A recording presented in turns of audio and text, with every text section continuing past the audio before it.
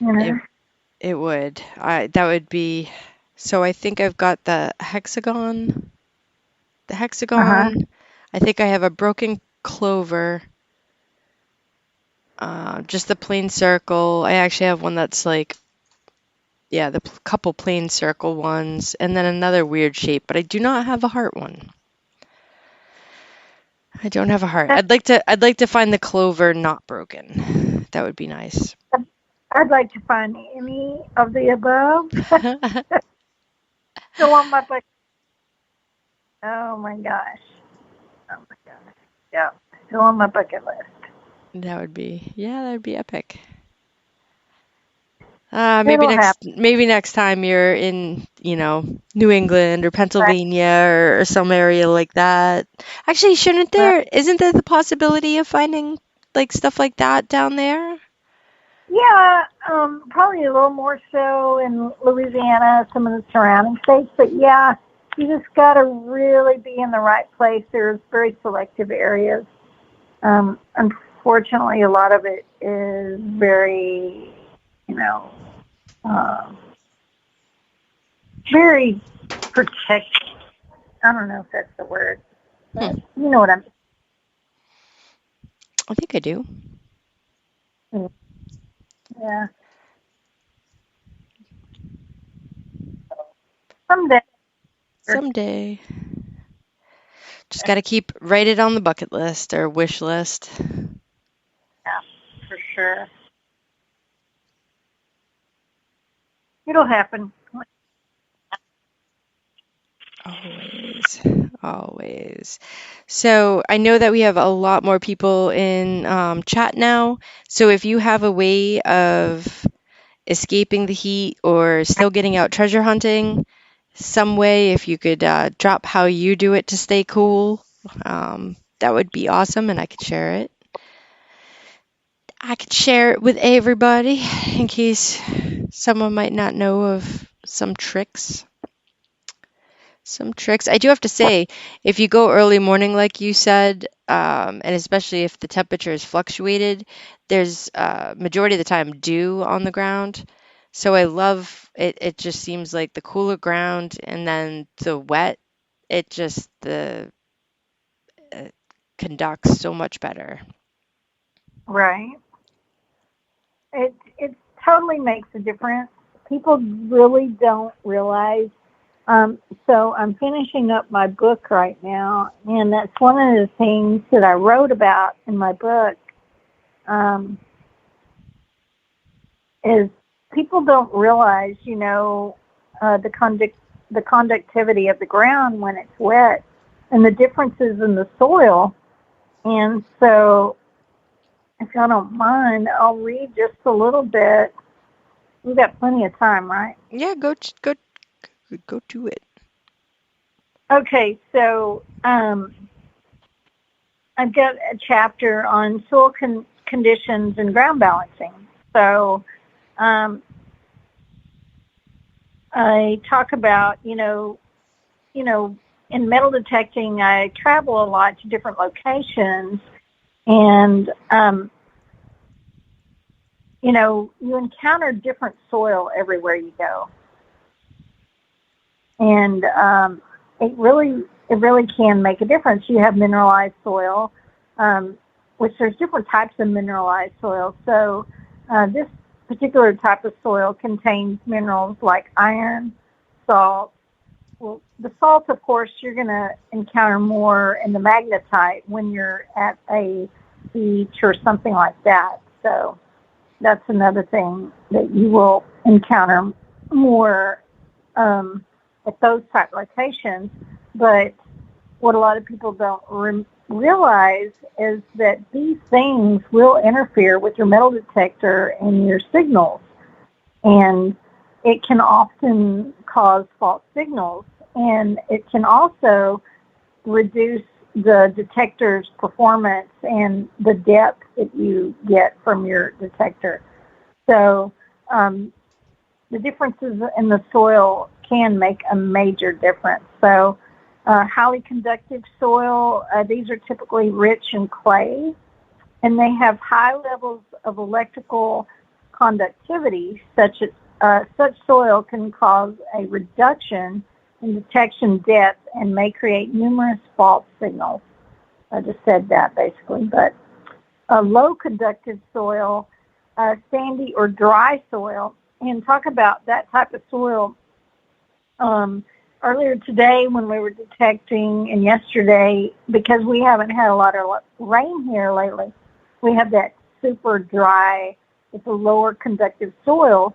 And some of you may have found when you're out metal detecting when it's really hot, that's why typically you're after a rain or early in the morning or late at night when things start cooling down, the conductivity you will tend to find more at those times. And that's mainly because if you are in a low conductive soil, as it cools down, it will change the coil conductivity as well.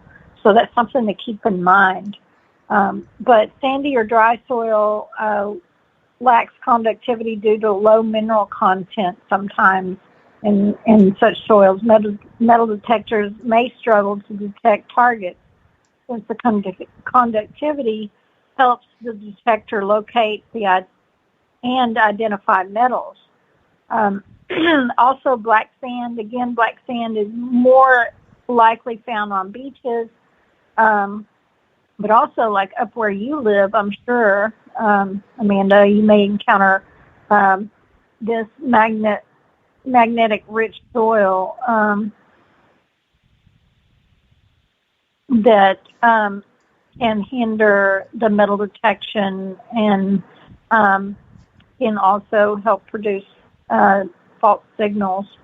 Alkaline, mineral-rich soil, soil with high alkaline or mineral content can impact detection depth and accuracy because of its electrical conductivity. So keep in mind that it's always important to ground balance anytime you have a change in these soils and when you're detecting on different properties. So it's really important to ground balance because you just never know what you're encountering at that moment. So I'll shut up about that. No, I mean, it makes sense. I mean, I usually call it the midday slump especially when it's hot out. It's like all of a sudden you go on this stretch of like not finding anything. So at that point, I'm like, oh, now's a good time to take a break, come back in there, early evening, late afternoon. It's so true. Yeah, it's so true. And it has so much to do with the heat. It heats the soil up, and people don't realize that. It really makes a difference. And the moisture just really makes a difference. If it is humid, if it's humid like where you are right now, there's a lot of moisture still in the air mixing with that heat.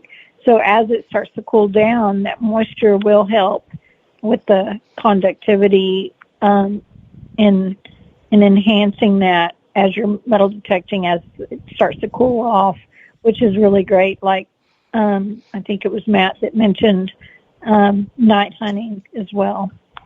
Yeah. Yeah, but you ask Amanda 10 years ago, Amanda, and she'd be like, I don't care. I'm going out midday. Heck yeah. Yep. That freaking way.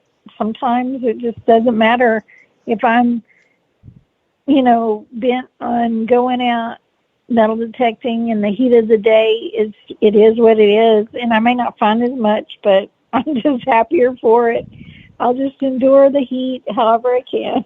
Let's see. Rob in chat wants to know if you've done any clay hunting. Any what hunting? Like metal detecting in clay areas? Oh, yes. Oh, my God. So clay is different, too, because sometimes, depending on if it's when it starts raining really bad in clay, clay will stick to your shovel. It sticks to your gloves. It's just so sticky. It wants to adhere to everything. It's got this real gooey, sticky feeling. And depending on the clay, it can make a difference too in the conductivity of the soil and how your detector responds to it. Of course, right after rain is again the best time. During the rain is good, but it's not fun to detect in when it's clay because it sticks to your boots, it sticks to your everything. Your gloves. It's just a mess. I'm sure you've encountered some of that. I know y'all have really nice, rich soil, though, where you are. Yeah. Do you ever encounter clay? No, not too much. Along the river we do. But what about clay in like drought, summer heat type situation? That's not fun. So what I've found with the clay is it crumbles. And so once it hardens, it's just like if you can imagine our Native Americans taking that clay when it's wet and they mold, and well, most of the time they probably fired it, I'm sure, but they would make these clay pots. Well, that stuff hardens out in the sun. So you can imagine how hard it is. So it can be very tough to metal detect in. In fact, in the ground that I was detecting in today and yesterday, it has gotten dry and crackled. It's not necessarily clay, but it's close enough to clay, and it crackles. And when you dig, it's just all this crumbly, crackly dirt. And it makes it really hard, number one, to dig in. It feels like you're digging in cement sometimes, so hard to get a shovel in as well. So really the best time with clay is right after a rain. But I will say this, what I like to do, in fact, I did a little quick clip on a tip for a video about detecting in clay, especially if you're trying to keep the dirt, where it clumps up and it's real, like big, comes out in big chunks. Mm-hmm. And you can't put it back in your plug like normal. It's Yeah. all broken apart. So what I do is I take my shovel or my hand digger and I will chop on that clay till it breaks apart, and I can fill in my hole to where it makes it look more like, the soil. And does that make sense? Yeah, instead of a giant, Giant section clod. sticking out, part of it sideways, and yeah. Back. I try to fit it back in as neat as I can, and I just recently did that in a short clip yesterday, where I popped a coin out of the clod, and then I chopped it with my hand digger just to show. So yeah, clay is not fun either. Now I remember Chazzy, upstate New York.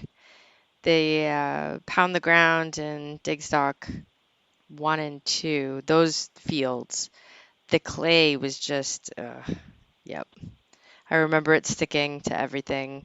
We brought out the brush, like a dirt sweeper brush, and we tried to use that to scrub our boots after.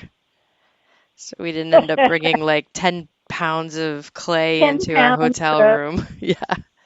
Yeah, there's one particular video where we were metal detecting in Louisiana with, I think, the Garrett Group, and Jace Robertson was with us, and I think I call it Mississippi Mud Pies, because it was raining that day and the day before, and I swear my boots were so caked in clay from those fields. And if you go watch the video, you will totally see. I was carrying around probably 2 to 3 pounds worth of clay on the bottoms of my boots. So I was trying to, every time I could, scrape as much as I could off. And you see me scraping across this little road at one point, and Gail was videoing for me. I was like, oh, man, trying to get that mud off my boots. It was terrible. It was thick clay. Oh gosh, yeah, Mississippi mud pies. I think is mud